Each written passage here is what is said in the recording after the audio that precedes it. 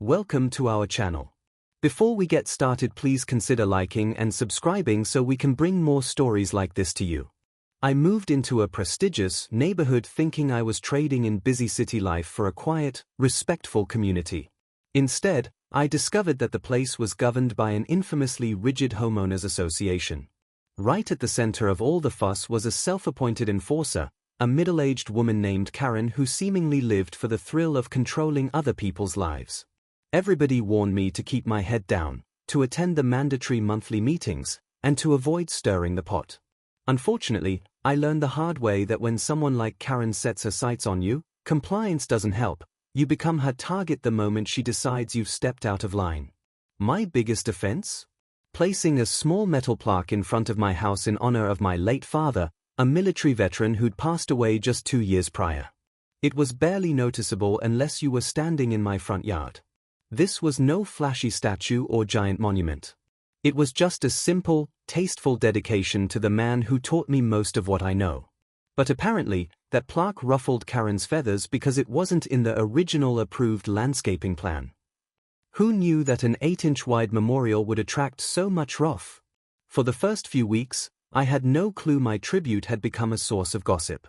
I mostly kept to myself, tidying up my yard and chatting briefly with neighbors who strolled by. But it all changed at the next HOA meeting, which Karen led like a full-blown dictatorship.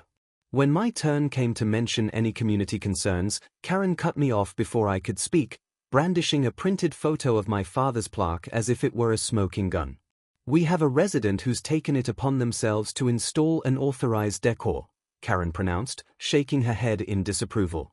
"Such additions must be pre-approved, otherwise it can bring down property values for everyone." "Karen," I interrupted, my voice steady. "It's a small memorial for my father. He served in the military for over 30 years. She pressed her lips together as if I'd just uttered a foul word. "That's not the point.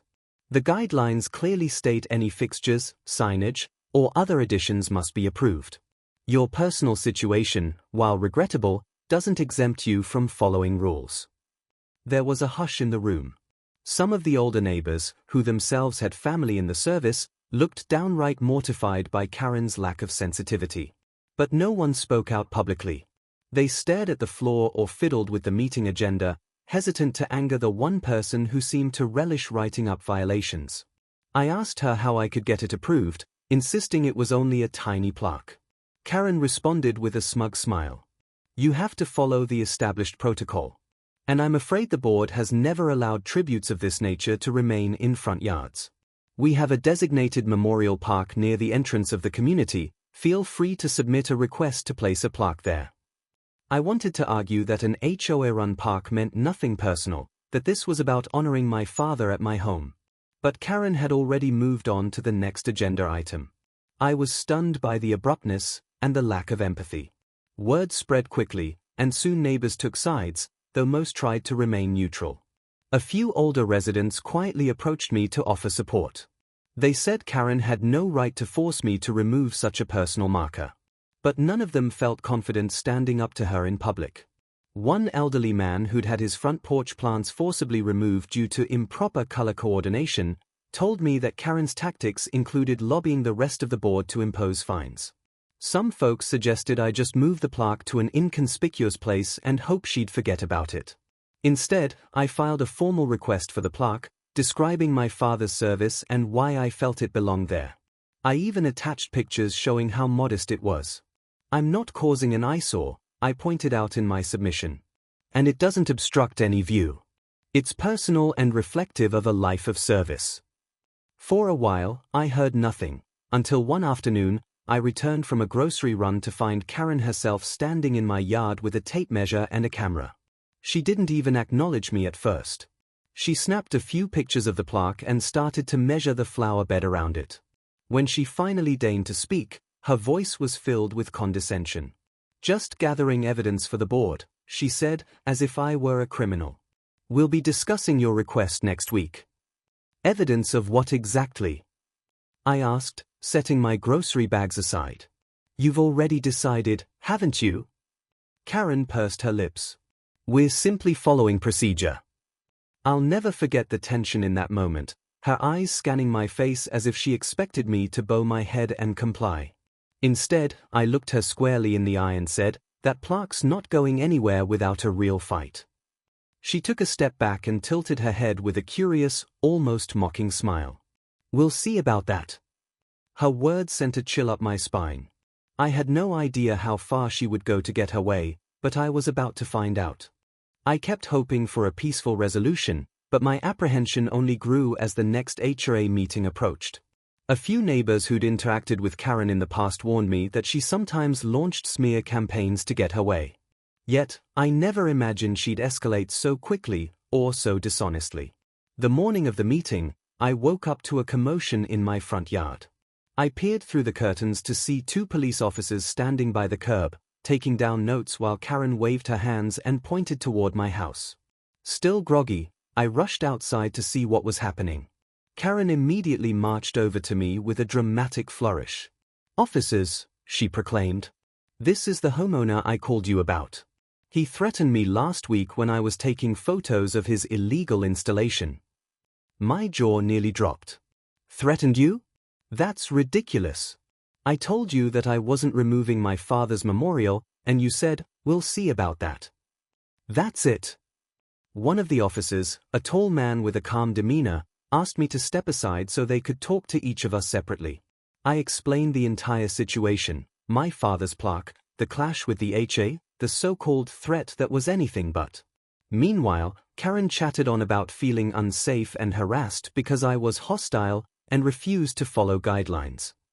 Eventually, the officers concluded no crime had been committed. They told Karen that it sounded like a civil matter for the HOA board to decide. One of them pulled me aside and gently suggested I keep any interactions with Karen cordial and minimal. Then they left, leaving Karen fuming in my driveway. "What exactly are you trying to pull?" I asked her, keeping my distance to avoid any further accusations of intimidation. "Calling the police on me is an extreme move." She crossed her arms. "You left me no choice," she said, her expression cold. "If I sense any aggression from a resident, I have every right to contact the authorities. And if that plaque isn't gone soon, the next call will be a formal complaint for non-compliance." I was shaking with anger.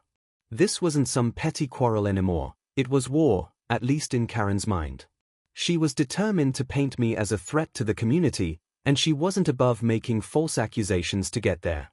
That evening, I showed up at the HOA meeting with my heart pounding.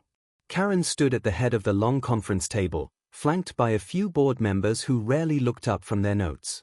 The lines were clearly drawn, Karen and her allies versus me and a handful of silent spectators. I laid out my case again, carefully explaining how the plaque was respectful, unobtrusive, and meaningful to me and my family. I even brought a photo of my father to show the man behind the tribute. But Karen was prepared with a litany of nonsense. It was against the rules, it was an unapproved fixture, it was diminishing the uniformity of the neighborhood, and so on. In an unexpected turn, one older gentleman on the board, Mr. Poole, cleared his throat and spoke up. "I don't believe a small plaque would affect our property values. I see no reason why the board can't make an exception, especially given the plaque is dedicated to a veteran." He cast a stern glance at Karen. "Let's not be heartless. We have the power to vote on exceptions." Karen's eyes blazed, but she managed a tight smile. "We must consider precedent, Mr. Poole. If we allow one homeowner to install personal tributes, the entire aesthetic plan of our community could unravel. Where does it stop?" I half expected Mr. Poole to yield under her intimidating stare, but to my surprise, he held firm. "We can set conditions, such as size and placement. A respectful memorial shouldn't be considered the same as a random decoration." For the first time, I felt a surge of hope. Maybe there was a chance the board wasn't a monolith of Karen clones. They decided to postpone a final vote until the following week so they could review the guidelines and consider possible exemptions. Karen looked like she'd swallowed a lemon. But her next move took me by complete surprise. The very next morning, I discovered an email from the HOA's lawyer stating that the board had authorized legal action against me for refusing to remove unauthorized property enhancements. The email cited potential daily fines and the possibility of forced removal. The letter was full of phrases like adverse possession of community property and willful disregard for established procedures. Stunned, I went to Mr. Poole, hoping he could clarify. He seemed just as shocked. He had no knowledge that an official complaint was already filed. That was never brought up in the meeting, he said, shaking his head. This is Karen acting on her own, or at least pushing the issue without a formal board vote. He sighed and ran a hand over his face. She's trying to scare you into compliance. That's her style. But this is a direct contradiction to how we agreed to proceed. If we challenge this, she might be in trouble for overstepping her bounds. A spark of defiance ignited in me. Let's do it, then, I said, meeting his gaze. I'm not backing down. If she wants to drag me into court over a plaque that honors my father, she's picked the wrong person to bully. That very afternoon, Mr. Poole helped me gather the documents I needed, including the official HOA bylaws, which conveniently made no direct mention of personal memorial plaques, the meeting minutes where the board decided to review my request rather than reject it, and even emails from a few neighbors stating their support for my cause. Karen was clearly waging a legal and public relations battle. The question was, who would blink first? With rumors swirling around the neighborhood about me being aggressive and breaking rules, I knew my next move had to be decisive. It wasn't just about the plaque anymore. It was about refusing to cave to a tyrant who thought she could rewrite the rules whenever it suited her. I lost track of how many sleepless nights I spent worrying about the looming legal threat. I pictured the worst-case scenarios, massive fines piling up, a lawsuit draining my finances, or even a lien on my property. My father's modest plaque, intended as a quiet tribute, had become the catalyst for a bitter fight that consumed my every waking thought. What neither Karen nor I expected was how the rest of the community would react once they caught wind of her tactics. When folks realized she'd tried to frame me for threatening her, and then served me with an intimidating legal notice without the board's proper vote, things started to shift. People who had remained neutral began speaking out. Mr. Poole rallied some of the more reasonable board members, calling an emergency session. A group of neighbors circulated a petition demanding a fair and open hearing before the HOA took any punitive action against me. A few even started coming over to my yard to place small flags and handwritten notes around the plaque, each explaining how someone in their own family had served, too. Karen fumed at the sight of these growing tributes. One afternoon, I spotted her standing across the street, glaring while some neighbors gently knelt to add flowers. But it wasn't until later that evening that the situation exploded in a way I never saw coming. I was inside, combing through my father's old photo albums, mentally preparing for any court proceedings, when I heard a loud clanging noise outside. Rushing to my front window, I froze in disbelief.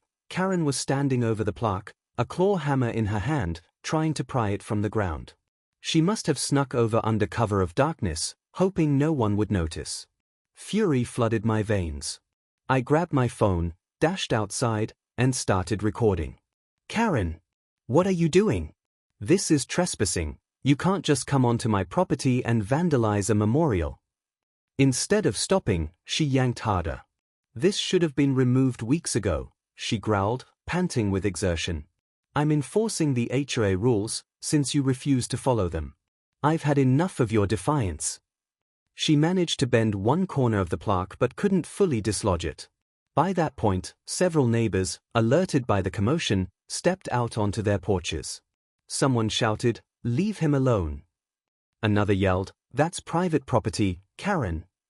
Karen stopped to glare at us all, then gave one final yank. When the plaque didn't budge, she stumbled backward and nearly toppled over.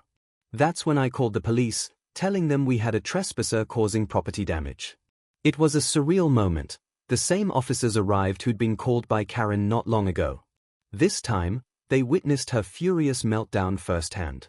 As they approached, Karen started spinning an incoherent tale about how she was authorized by the HOA to remove the plaque. But Mr. Poole, who'd come running when he heard the ruckus, loudly refuted her. The board never approved any removal. This is your personal vendetta. She tried to push past the officers, but they stopped her.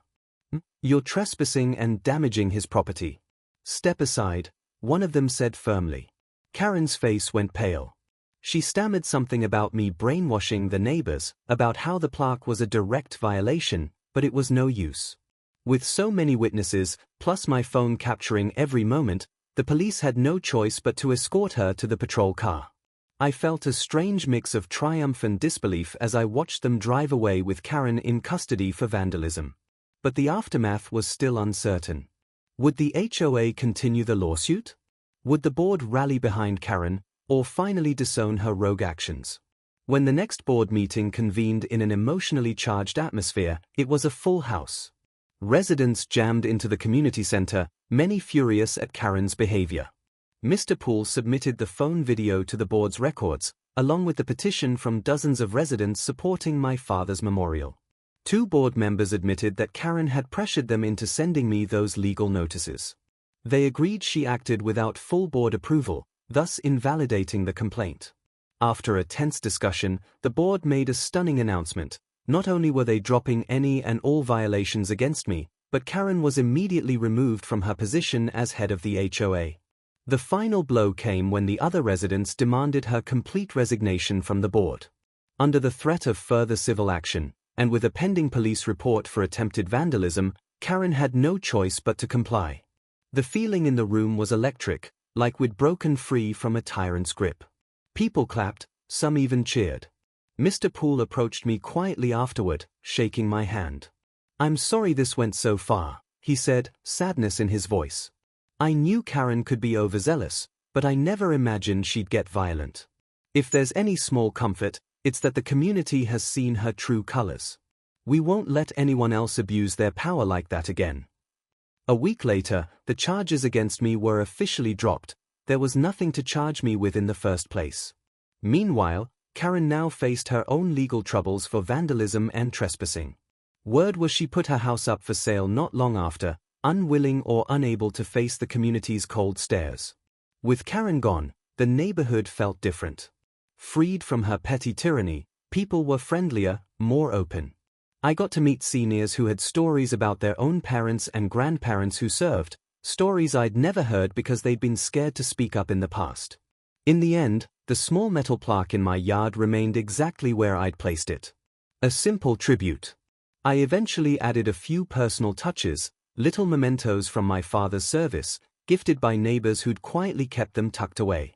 Every time I catch sight of it, I remember that it's not just about honoring my father, it's about standing up for what's right, refusing to be bullied, even when you're up against someone who believes she holds all the power. And in a strange way, I think Karen's obsessive crusade was a blessing in disguise. It awakened a sense of unity among my neighbors, especially the older ones who'd been too wary to stand against her alone. We learned that while an HOA might claim power over rules and regulations, it can't strip us of human decency, respect for our loved ones, and the right to honor those who came before us. That, above all, is the legacy my father would be proud of, neighbors coming together to stand up to an unjust authority, forging bonds that no amount of paperwork or punitive rules could break.